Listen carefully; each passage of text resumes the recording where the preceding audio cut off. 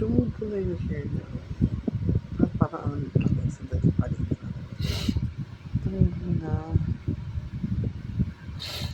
Mas, pero yung dating gupit-gupit ko, hindi pa rin pumilo. Mga pa rin siya orange brown. Tapos meron siya ganun, parang ano ba yun? Ganun, kalbo. Oh, dito, pangit tumilo. Pangit tumilo, parang siyang teary-eyed. Ay, hindi mukhang teary-eyed, mukha lang.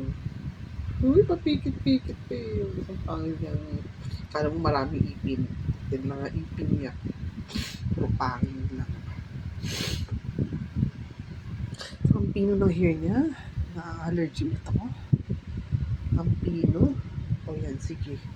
Pakita mo pa yung boobs ko na wala na. Hindi na pwede maging mami. Saka yan pala. Ganyan sila. Kasi free lang siya eh. For the first time na free ako. Sa tatlo. Ginugupit nila. Diba no? Oh, mangangagat ka na naman. Ha? Sheila. Sheila Lynn.